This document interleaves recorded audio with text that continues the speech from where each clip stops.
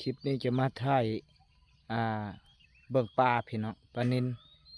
ว่าอยู่อ่างน้ำเฮานี่ปลาน้อยหลายชำใดพี่น้องหากินสะดวกสบายเบิ่งเอาเด้อถ้าผู้ใดบ่เคยเห็นเพราะว่าลักษณะคือปลาเลี้ยงเม่นพี่น้องเป็นแบบปลาเลี้ยงเม่นนี่ได้แต่แท้จริงแดดมันจะขึ้นพี่น้องมันพูขึ้นมาเลยได้ปลานี่ปลานิลนี่โตก็บ่ได้น้อยเด้พี่น้องอันดับมอง7-8 เซนเวลาเฮาค่อยลงนี่เราจะค่อยจอบลงถ้าเราลงแห้งมันก็จมลงพี่น้องมันดำลงนี่แหละมึงเด้นะแม่นหมดนั่นแม่นแต่ปลาในก็มีพี่น้องปลาแกงปลานิลนี่แหละความอุดมสมบูรณ์หากินแบบง่ายๆตามธรรมชาติบ้านเฮาพี่น้องถ้าอยู่ในเมืองก็บ่ค่อยจะได้เห็นถ้าบ่แม่นปลาเลี้ยงอันนี้เบิ่งดูดิเห็นบ่นะพูด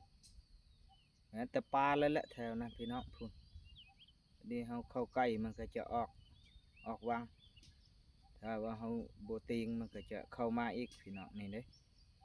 จะมีมองนี่บ่เว้าพี่น้องแช่เมียนแป๊บเดียวแป๊บเดียวก็ซ้ำกินบ่ได้ยากพี่น้องเอ้ย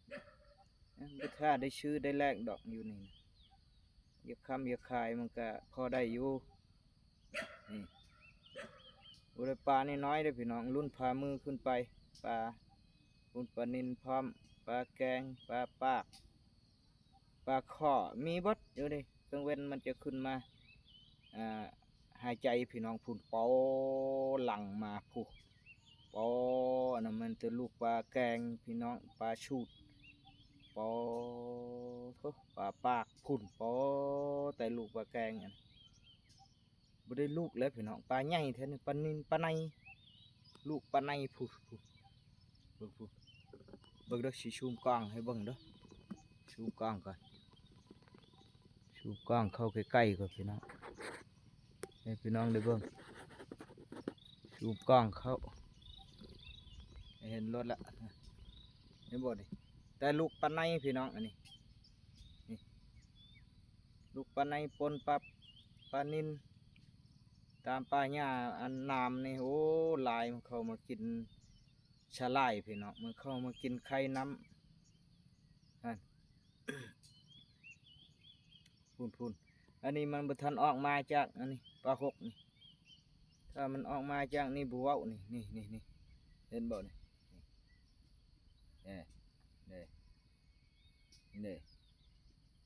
โอ้ชามกินได้พี่น้องเอ้ยหาได้นี่โอ้บ่ได้ยากหาปลาแถวอ่างเฮานี่อ่างน้ำเทินเฮานี่อุดมสมบูรณ์เบิ่งนี่แหละการอุดมสมบูรณ์นะปูปลาหน้าน้ำพี่น้องตัวนี้ตัวน้อยตัวใหญ่อยู่ชั้นนอกพุ่นพี่น้อง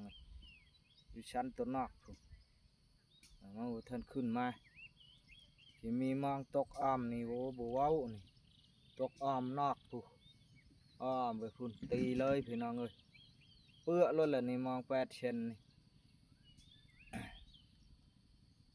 มอง8 เซนนะมัน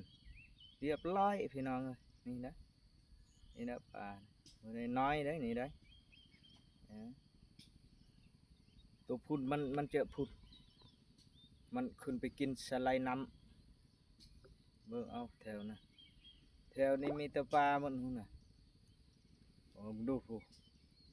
เวลามันตีงวึบเลยđấyพี่น้องเอ้ยเวลาเขาตีตัวพี่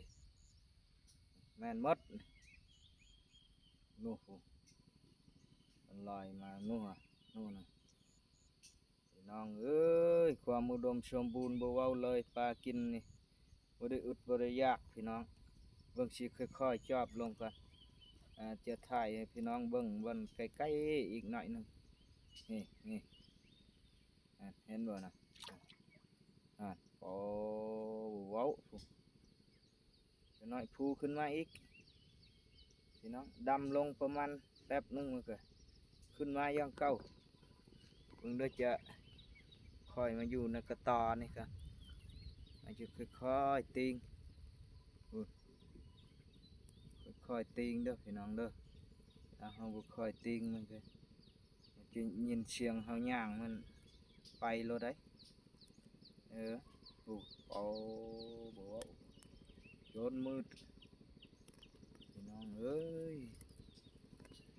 นี่แหละการอุดมสมบูรณ์พูดโอ้เห็นบ่ฮะโอ้ละเจ้าว่ามีอะไรปลาหมดเลยนี่ปลาในปลานิลนี่โอ้จนมืดอยู่นี่โอ้โคตรหลายเป็นร้อยเป็นพันพี่น้องเอ้ยความอุดมสมบูรณ์นี่บ่เว้าปูปลาหน้าน้ำจอเบิ่งจังหน่อยมันจะพูขึ้นมาอีกพี่น้องมันจมมันกำลังดำอยู่เบิ่งเด้อนี่มีปลาใหญ่มาต้องมันพี่น้องมีปลาใหญ่มาต้องมันแล้วมันก็เลยขึ้นมันลง